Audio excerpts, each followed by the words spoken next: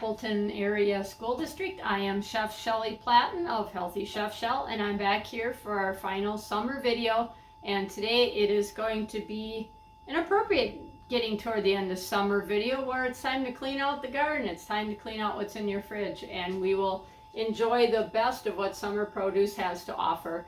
Our two recipes today are going to be a run it through the garden, clean out your veggie drawer type of frittata, which is a skillet omelet basically. It's a delicious, easy way to combine inexpensive scrambled eggs and some cheese and herbs and a lot of veggies, and to make a delicious brunch, lunch, supper, portable breakfast the next day. You name it, this is a dish that covers it all. We're also going to be doing a really beautiful and very simple, and I mean this is just a simplistic epitome of summer, a peach tomato basil salad. It has just a handful of ingredients, but they're the best ones you'll get all year, and looking forward to that because I can't wait to eat that salad. It's just fabulous.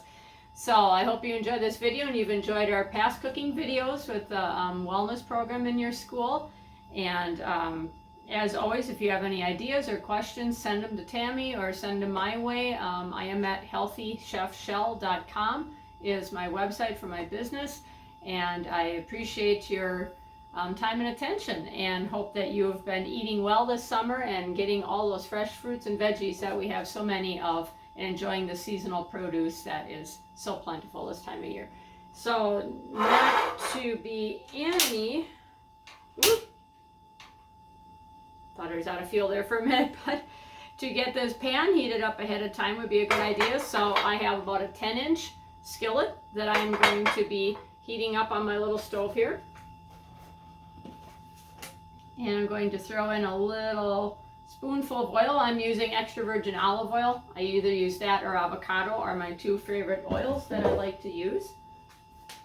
And we're going to start out throwing in all kinds of great veggies that we can saute and take advantage of in the summer. I have some red onion left over. Let's get that sauteing in a pan. Now the reason we're cooking these ahead of time before doing this frittata, which is basically just an Italian omelet for a crowd, basic way to describe it, easy way is to just think of it as using up all different wonderful ingredients that we're going to saute in a pan. And traditionally frittatas are baked in an oven and it finished off that way, and I prefer that actually because it gets kind of crusty brown and you can kind of brown the cheese on top. However, being a summer dish, we don't want to turn on the oven and heat up the house, so we're going to make this a stovetop frittata, which makes it very quick and easy to throw this together and not heat up your oven. So either way, you can bake this in an oven at 350, or you can cook it on the stovetop like this, and this is how we're going to do it today, just for the sake of not heating up the house. So I have some red onion in here. I also have some chopped up mushrooms. This is really going through your refrigerator and going, okay, I got one of those and two of those, and I shriveled up that, and I kind of far gone that. As long as it's not moldy or slimy, even if it's a little wrinkled or it just looks a little past its prime, but it's definitely not rotten or anything, it's still safe to eat. We throw away so much food we don't need to throw away. And what else can we put on here? I have half of a red bell pepper, great summer produce item. Zucchini, who doesn't have zucchini laying around that they're always trying to find a use for? And we're going to add some of those while our mushrooms and onions are cooking. I'm going to use about half of the zucchini here and just cut off the ends. The reason I'm cooking these ahead of time is kind of like putting raw ingredients on a pizza. It's going to be cooking for such a short time as a complete dish that you're just not going to get those vegetables cooked up enough just in 10-15 minutes in the eggs, or if they were on top of a pizza, they may not cook long enough. So the reason we're cooking these ahead of time is so that they're nice and tender and that they taste really good in the final dish, and we don't have, say, rock hard broccoli or totally raw onions, because it just doesn't taste that good when it's mixed in with the rest of the dish.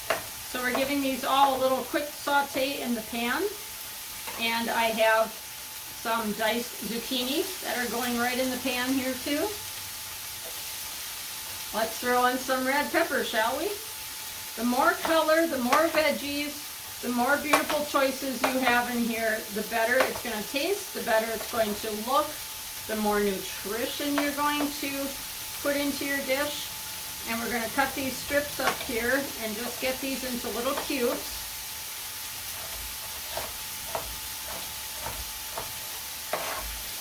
The pepper had kind of a slimy spot on it, but I cut that part off and the rest of the pepper is just fine. I think a lot of times we get kind of freaked out and we feel, oh, it's not perfect or it looks a little different. We have to throw it away. We better not eat it. That's a real fallacy that things are, wasted in garbage cans and landfills way before their time, because so much can be used and put to good use in a dish. Look at how beautiful color that is. Red onion, mushroom, zucchini, red pepper. Oh, this is so smelling delicious already. So we're just going to let that saute and get that cooked up a little softer. Let's get the rest of our things out of the way here. We don't need to cook this, like I said, for a long, long time. The idea is just to get it softened up so that we don't have raw, crunchy vegetables in our final dish. Here's something great to add. We have some broccoli. I'm just going to cut that stem part into a little bit smaller pieces. Now you certainly can use the stem and thinly slice that stem into like little thin chips like that. If you don't want to use the stem and you want to use just the florets part of that, we can do that too. We're looking to use about 3 total cups of vegetables, and this is where you make it your own. If your family is going to run screaming from the kitchen if you put broccoli in something because they just will not eat broccoli, that's okay. You can skip the broccoli. Somebody just absolutely hates onions. Or on the contrary, you have people that want everything in here. Hot peppers. There's eggplant left in the refrigerator. Was in your CSA garden box, you didn't know what to do with it. Then dice up some eggplant or throw in chard. If you have adventurous eaters, now's the time. Throw in those vegetables. Don't be shy. It's hard to goof this dish up. I mean, you really, no matter what you put in here, it's going to taste wonderful. It's going to be colorful, beautiful, nutritious, and it all tastes great when it's got the eggs and cheese running around in there with it. So there's our veggies cooking up just beautiful. Now I have some kale plants. The rabbits were so kind enough to leave 1 or 2 still alive before I had to put another bigger fence up. But I grow kale, big monster leaves of kale. You can just get those kind of torn off the stem and pull the stem off like that. That's how you get the big woody center stem out of your kale. And then you have nice leaf of kale that you can cut into strips. And as you can see, kale is a little bit stronger leaf. It's a little bit tougher vegetable. But don't let it get the better of you. We're going to chop up that kale because it is so incredibly nutritious. Now you could take this raw kale like this and you could just throw this right into a salad chopped up fine like this. Especially you add some apples or some pear, or even in summer some like Bing cherries or something sweet. Add that too. It really offsets the kind of strong bitterness of the kale, and it's just a nutrition powerhouse. I can't emphasize enough how good kale is for you. So we're going to get that kale in the frying pan there, and it's just being cut up in little pieces. Mix it in. It's just going to kind of break down and disappear right into that mixture. Just like spinach, just kind of breaks down and wilts right into the pan and you hardly even tell it's there. Great way to add that super nutritious bonus round in there. Alright, we're going to turn the heat down here. I don't want the pan to get all scorched. Now cooking this meal, I would highly recommend that you use a non-stick skillet when you're doing an egg dish so you don't lose half your eggs all stuck to the sides. I would highly recommend that.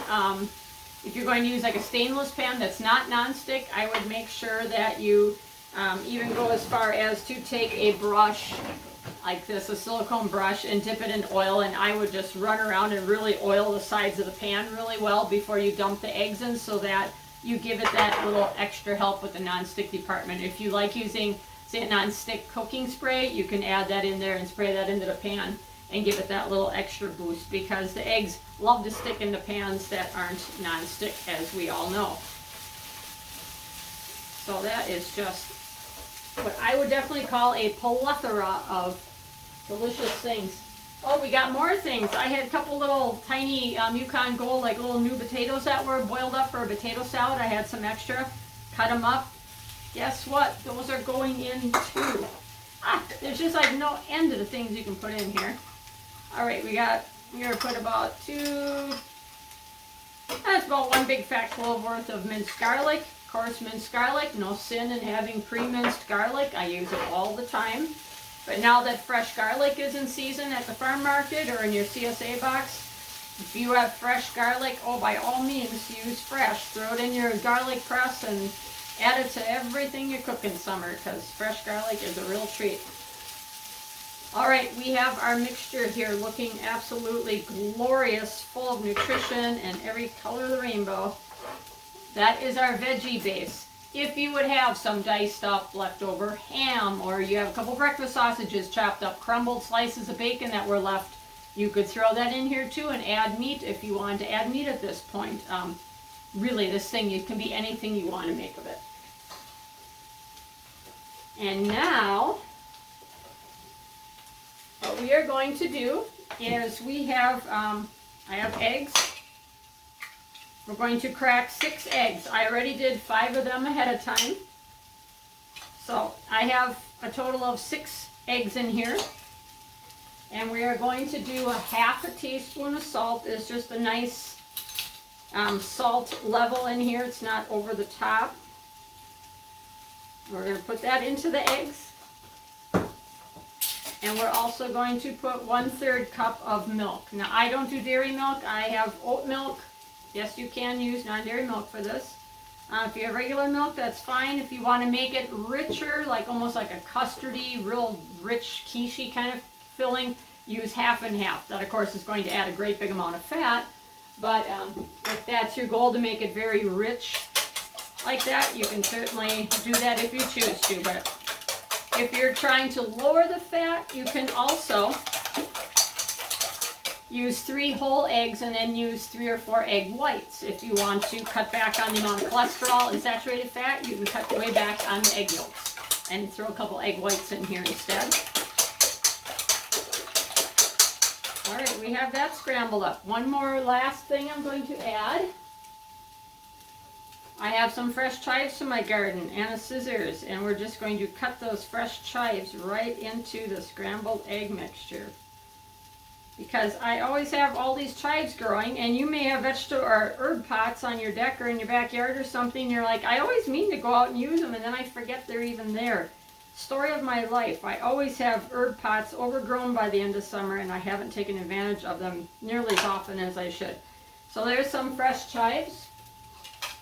Nice little mild little hint of onion and color. So there's our scrambled egg mixture. Now, if your pan is looking dry, like I said, you may want to add a little touch of oil. My pan is looking pretty good here. Just for a little insurance, I'm going to just put a little drizzle of oil around the outside. And that you can determine. If your vegetables look really dry, your pan looks kind of brown and scorched on the bottom, by all means, throw a little extra oil in there to give yourself a little bit of non-stick on the outside. Now I have this on low heat. I have my veggies in here. Here's our scrambled egg, milk, salt, chives. And we're going to dump that right into the pan here. And let's scrape with a silicone scraper here to get all the goodies off. And make sure the veggies are kind of spread around evenly so they're not in a big pile on one side of the pan or anything. Now, at this point, you could pop this whole deal in the oven and bake this till it's, firm in the center but not dried out like a rock, because it'll continue cooking for a few minutes after you take it out. You can certainly do that. That is the traditional way to make this, but like I said, it's summer. We don't want to heat the house. So we are going to leave this on a low to low medium heat. And I would recommend having a cover. If you don't have a cover that fits the pan, maybe a big sheet of aluminum foil. I'm just going to mush down those sides. The sides are cooking before everything else cooks, so you can kind of tilt the pan, like pull the side in a little bit, like you're making an omelet, and just get a little bit of that loose egg spread around the outside. It just helps you not have a big, thick, undone center at the end. So there we go. Just pulling that edge in like that and let some of that loose, runny egg go to the edges, just like you would do if you were cooking an omelet. Again, a nonstick pan is a blessing at this point, otherwise it's just not going to want to do that as easily. So we have our egg around the outside cooking first. We kind of ran some of that raw egg underneath it to help it get out of the center. We are going to put a lid on here, not tight, leave a little crack for steam to come out, and that is going to help that egg cook much, much quicker. I'm aiming for about 15 minutes total cooking time. Honestly, I did not have a Bloody Mary for breakfast. It sounds like I did the way I'm stumbling on my words here, but just drinking good old water. All right, that would be interesting, class. I'm gonna wipe off my knife here, and while the eggs are cooking, because that's basically done, we're just gonna add cheese and garnish at the end. I am going to quick throw together our super fast peach tomato salad. I don't know about you, but summertime peaches and tomatoes are two of my absolute favorite things to enjoy when we have all this beautiful produce coming at us. If you have a CSA box or you take advantage of one of the many wonderful farm markets around here, oh my gosh, just enjoy, especially the farmers that are raising some heirlooms and different varieties, different colors. Try them out. You'll be amazed at how different tomatoes taste.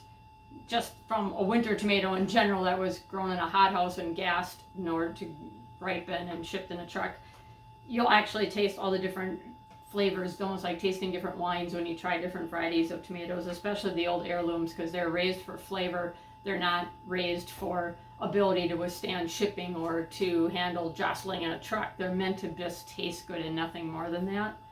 So here we have, this is a selection of different cherry tomatoes. We have these brown chocolate cherry, yellow, there's orange, red, there's a long oblong one, like a Juliet. There's some of these get more like a Campari tomato. They're bigger than a cherry, but they're not big enough to really be like a Roma or anything. Look at all these beautiful varieties. I diced up a bunch of them in the bowl. So fabulous. Now you can just go the route of cutting these up. Like if they're cherry tomatoes, cut them in half or maybe in thirds. That's all you have to do if you have smaller tomatoes.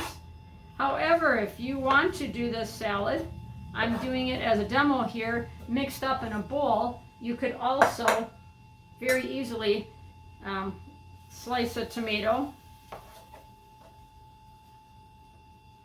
and arrange this as a sliced salad. And that would be another way to do this whole entire thing. You could put your slices of tomato on a plate and alternate slices of peach and then dress the whole salad, so you could have it more as people are just pulling slices off of here, or maybe serve it with some toasted French bread would be fabulous. So you can do it sliced like this. We are doing it diced, just another way of looking at it. We have fresh peaches, which put the knife in against the pit, run the knife around like that.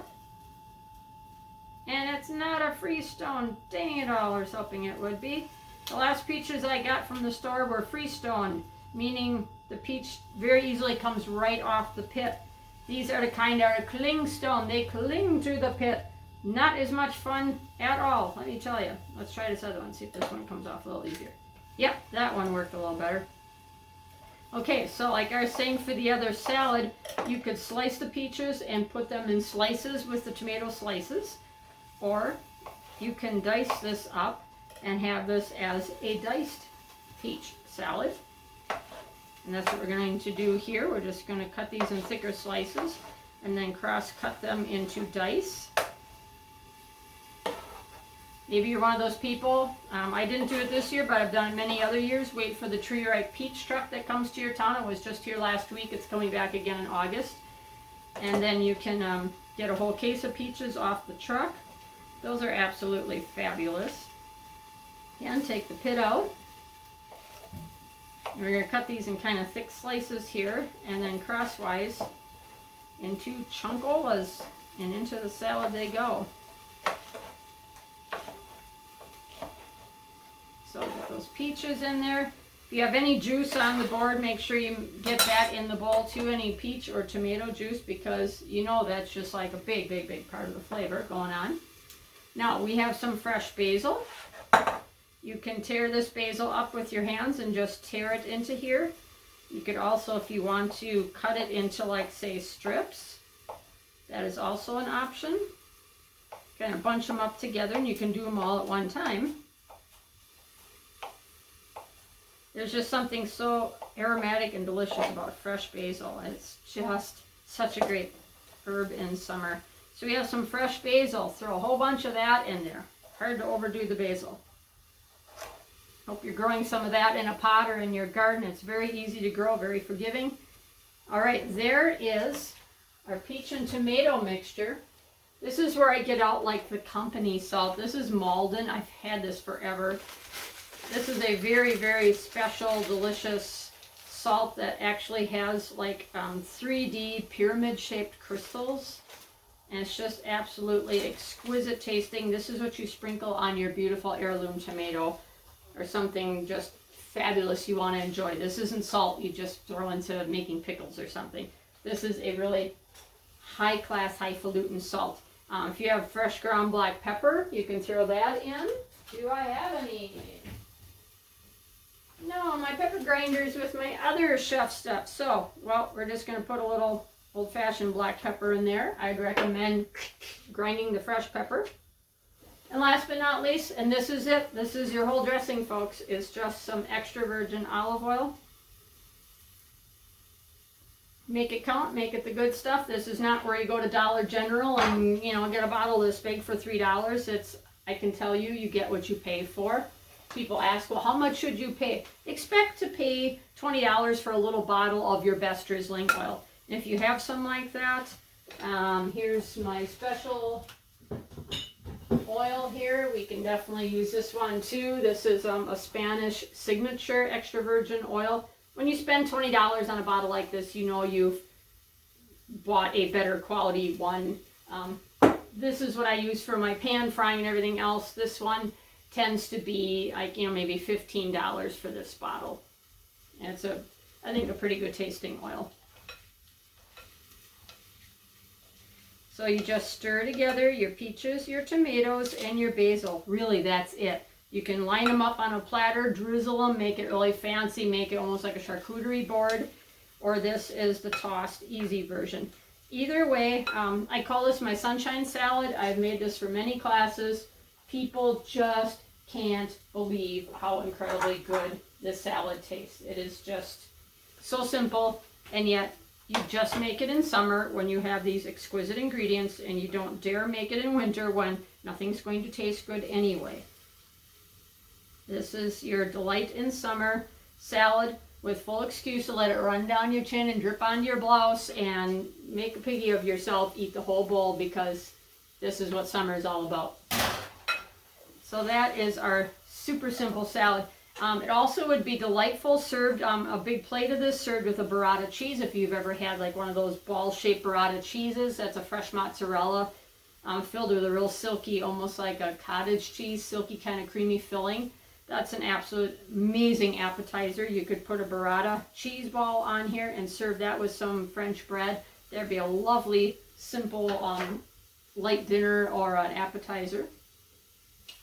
And I am going to check my frittata here, and it's getting nice and brown around the edges. The center, I would say, I would call this done. I'm going to turn it off, and what I'm going to do is hit it with a big old handful of cheese on top. Now this is where you could do anything you enjoy. I like just plain old cheddar on my egg frittatas like this, but if you had Swiss or pepper jack for some spice, you could do all that too. There's just no limit to all those things. Big hit of fresh parsley. There, we're going to let that sit just for a few minutes, let that cheese melt, and then we are going to be back with a wedge of that frittata. Done cooking. Isn't that beautiful? Just lovely. So we're going to be back in just a few minutes here. I'm going to let this just cool a bit and set up, and then we're going to put it on our serving plate. I will be right back. All right, we got that served up. Our frittata is just wonderful smelling, wonderful looking, neatly cuts into wedges, comes right out of the pan. Just keep it on a low heat so that the bottom doesn't get too dark.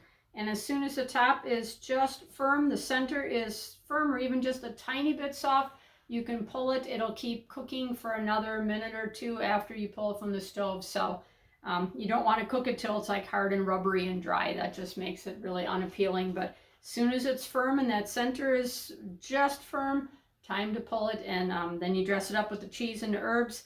It's another great way you can serve this is putting your cooked vegetable mixture in muffin tins and pouring your scrambled egg mixture, put some cheese on.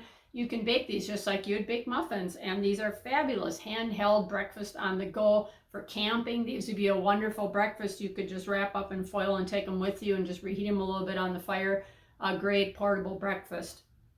Always a bargain to buy, and I buy $4 or $5 a dozen organic eggs, and it's still incredibly cheap protein and easy cheap meals. So treat yourself to some good veggies, good eggs, and make yourself a beautiful frittata for supper, for a quick lunch, lazy breakfast, and of course our beautiful peach and tomato salad, so simple with just the olive oil, salt and pepper, and basil. Just a lovely supper treat in summer to enjoy all this beautiful produce. So I hope you're being well this summer and taking good care of yourself and eating well. Thank you for joining me. I am Healthy Chef Shell, Chef Shelly Platten of the Fox Cities at healthychefshell.com. And thank you, Appleton Schools, for having me back into your homes once again to cook with you. Take care.